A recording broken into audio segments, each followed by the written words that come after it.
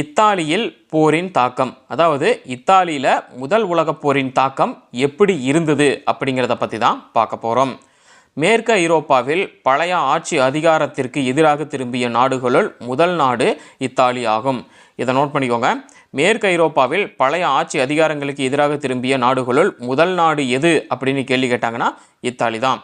அப்புறம் இத்தாலியோடைய first step எப்படி இருந்தது அப்படின்னு பாருங்கள்.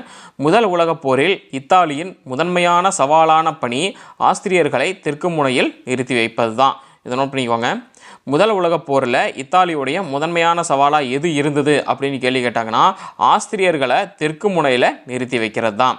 அதே நேரத்தில் பார்த்தீங்கன்னா ஆங்கிலேயர்கள், பிரெஞ்சுக்காரர்கள், அமெரிக்கர்கள் இவங்க எல்லாம் ஃப்ளாண்டர்ஸ் போரில் ஜெர்மனியரை இக்கட்டாக சிக்க வைத்து பணிய வைக்க வேண்டும் அப்படின்னு நினச்சாங்க. அதாவது இந்த இடத்துல பார்த்தீங்கன்னா இத்தாலியில் இப்போது ஃபஸ்ட்டு மேற்கு ஐரோப்பாவில் பார்த்தீங்கன்னா பழைய ஆட்சி அதிகாரத்திற்கு எதிர்ப்பு தெரிவித்த நாடுகளில் முதல் நாடு இத்தாலி அப்படின்னு பார்த்தோம். இத்தாலியுடைய ஃபஸ்ட்டு ஸ்டெப்பு என்ன அப்படின்னா முதல் உலகப் போரில் ஆஸ்திரியர்களை தெற்கு முனையில் நிறுத்தி வைக்கிறது தான். அவங்க பார்த்தீங்கன்னா அந்த சமயத்தில் இந்த வேலையை பண்ணிகிட்டு இருக்கும்போது அதே நேரத்தில் இந்த பக்கம் ஆங்கிலேயர்கள், பிரெஞ்சுக்காரர்கள், அமெரிக்கர்கள் இவங்க 3 பேரும் சேர்ந்து ஃப்ளாண்டர்ஸ் போரில் ஜெர்மனியரை பார்த்தீங்கன்னா சிக்க வச்சு அவங்களுக்கு பணிய வைக்க வேணும், அதாவது அடிபணிய வைக்கணும் அப்படின்னு பார்த்தீங்கன்னா நினச்சாங்க. போரில் பங்கு கொண்டதால் ஏற்பட்ட பணச்செலவும் மிகப்பெரியது. மேலும் போருக்கு பின்னர் போரின் ஆதாயங்கள் பகிரப்பட்ட போது இத்தாலி தான் எதிர்பார்த்ததை காட்டிலும் குறைவாகவே பெற்றது அப்படின்னு சொல்லியிருக்காங்க. இப்போ பார்த்தீங்கன்னா இந்த பக்கம் ஆங்கிலேயர்கள், பிரெஞ்சுக்காரர்கள், அமெரிக்கர்கள் இவங்கெல்லாம் பார்த்தீங்கன்னா ஃப்ளாண்டர்ஸ் போரில் ஜெர்மனியரை இக்கட்டாக சிக்க வச்சு அவங்களுக்கு கீழே அடிபணிய வைக்கணும் அப்படின்னு நினச்சாங்க.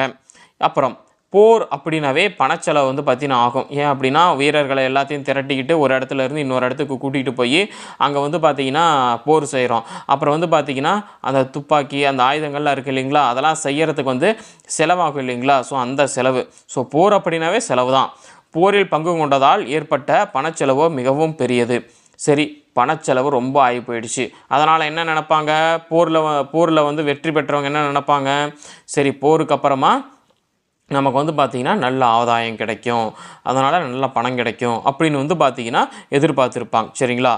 மேலும் போருக்கு பின்னர் போரின் ஆதாயங்கள் பகிரப்பட்ட போது இத்தாலி தான் எதிர்பார்த்ததை காட்டிலும் குறைவாகவே பெற்றது அப்படின்னு சொல்கிறாங்க.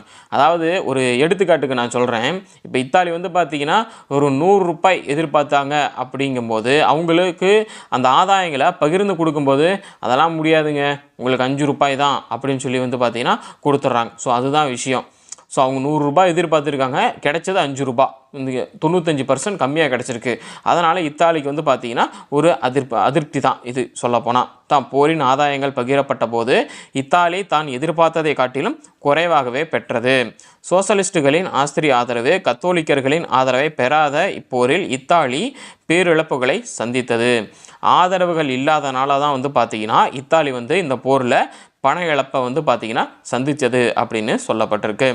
வெர்சைல்ஸ் உடன்படிக்கையின் மூலமாக இத்தாலிக்கு மிகச்சிறிய பகுதிகளே கிடைத்ததால் தேசியவாதிகளும் மகிழ்வற்றே இருந்தனர். அதாவது என்னென்னா, ஒரு உடன்படிக்கை செய்கிறாங்க, அந்த உடன்படிக்கையில் பார்த்தீங்கன்னா இந்தந்த நாடுகளுக்கு இந்தந்த எவ்வளவு அப்படின்னு பகிரப்பட்ட போது இத்தாலிக்கு பார்த்தீங்கன்னா ரொம்பவும் குறைவான பகுதிகள் தான் பார்த்தீங்கன்னா கிடைச்சதுனால தேசியவாதிகளும் ரொம்பவும் மகிழ்ச்சியாலாம் இல்லை, ரொம்ப அதிருப்தியாக ஆகியிருந்தாங்க. போரினால் ஏற்பட்ட பணவீக்கத்தை தொடர்ந்து பொருள்களின் விலைகள் உயர்ந்தன.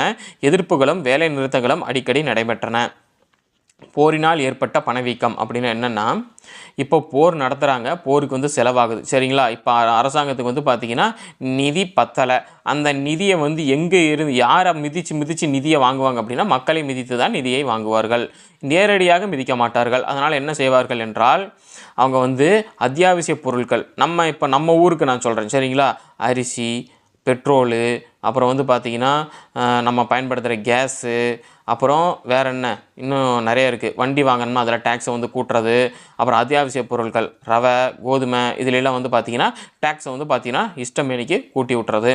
இப்போ இதெல்லாம் என்ன பண்ணணும், மக்களுடைய அத்தியாவசியம் இல்லையா. கன்ஃபார்மாக பெட்ரோல் ஒரு இடத்துல இன்னொரு இடத்துக்கு அவங்க போய் தான் ஆகணும். சரிங்களா. காலையில் வேலை, வண்டி எடுத்துக்கிட்டு போனால் தான் கரெக்டாக வேலைக்கு போய் சேர முடியும். அப்படிங்கும்போது என்ன பண்ணுவாங்க, வண்டி எடுத்துகிட்டு போய் ஆகணும், பெட்ரோல் அவங்க காசுக்கு போட்டு தான் ஆகணும். சரிங்களா? அப்போது இப்போ என்ன பண்ணிட்டாங்க, நிதி பத்தாமல் அரசாங்கம் வந்து பார்த்திங்கன்னா வரியை வந்து விதிச்சிட்டாங்க எல்லா அத்தியாவசிய பொருட்கள் மேலேயும்.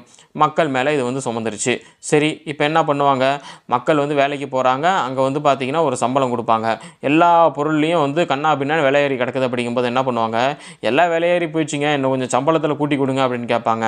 கம்பெனிக்காரங்க என்ன பண்ணுவாங்க, அதெல்லாம் முடியாது, சம்பளமாக கூட்டி கொடுக்க முடியாது, இவ்வளோதான் சம்பளம் அப்படின்றாங்க. இவங்க என்ன பண்ணுவாங்க, ஏன்டா இந்த சம்பளத்துக்கு வந்து நாங்கள் வேலை பார்த்துக்கிட்டு எங்களுடைய சொந்த தேவைகளை, அடிப்படை தேவைகளை பூர்த்தி பண்ண முடியாது, அப்புறத்துக்கு நான் உனக்கு வேலையை செஞ்சுக்கிட்டு அப்படின்னு சொல்லிட்டு வேலை நிறுத்தம் நடைபெற்றது. அடிக்கடி வேலை நிறுத்தம் நடைபெறுறது. வேலை செஞ்சு நீ இவ்வளோ தான் காசு கொடுப்பேன், எங்களுக்கு பத்தாது, எனக்கு நீ சம்பளம் அதிகமாக கொடுத்து தான் வேலை செய்வோம் அப்படின்னு சொல்லிட்டு வேலை நிறுத்தத்தில் ஈடுபட்டாங்க. அதனால தான் போரினால் ஏற்பட்ட பணவீக்கத்தை தொடர்ந்து பொருட்களின் விலைகள் உயர்ந்தது. எதிர்ப்புகளும் வேலை நிறுத்தங்களும் அடிக்கடி நடந்தது. வெர்சைல்ஸில் ஏற்பட்ட அவமானத்திற்கு அப்போதைய இத்தாலியின் ஆட்சியாளர்கள் தான் பொறுப்பு அப்படின்னு மக்கள் நினச்சாங்க. அந்த இடத்துல என்ன நடந்தது, ஏது நடந்ததுன்னு யாருக்குமே தெரியாது. சரிங்களா? அவங்க வந்து பார்த்திங்கன்னா அந்த வாக்குவாதத்தில் அந்த பங்கு பிரிக்கிறாங்க இல்லைங்களா, அதில் இவங்களுக்கு கம்மியாக தான் கிடச்சிருக்கு. அதனால தான் வந்து பார்த்திங்கன்னா மக்களுடைய அத்தியாவசிய பொருட்கள் மேலே வந்து பார்த்திங்கன்னா விலை ஏறிடுச்சு. விலையேறதுனால தான் இந்த பிரச்சனை. சரிங்களா? ஸோ அந்த இடத்துல அவங்க பேச்சுவார்த்தையின் போது இத்தாலிக்கு இவ்வளோ தான் கிடச்சிருக்கு. ஸோ ஆட்சி அதிகாரிகள் என்ன பண்ணணும், அவங்க தான் நம்ம நாட்டை பாதுகாக்கிறதுக்காக பங்கு அதிகமாக கிடைக்கிற மாதிரி ஏதாவது பண்ணி பேசணும் அப்படின்னு மக்கள் நினைக்கிறாங்க. ஸோ அதான் சொல்கிறாங்க, வெர்சைல்ஸில் ஏற்பட்ட அவமானத்திற்கு அப்போதைய இத்தாலியின் ஆட்சியாளர்கள் தான் பொறுப்பு அப்படின்னு மக்கள் கருதினர். ஏன் அப்படின்னு என்ன அர்த்தம்னா, பெரிய இருக்கிற அந்த ஆட்சியாளர்கள் தான் மக்களை வந்து பார்த்துக்கணும். அதை பார்க்குறத விட்டுட்டு இவங்க மேலே வந்து போர் செஞ்சுவிட்டு வரியை விதிச்சுக்கிட்டு இருந்தாங்க அப்படின்னா மக்கள் என்ன பண்ணுவாங்க?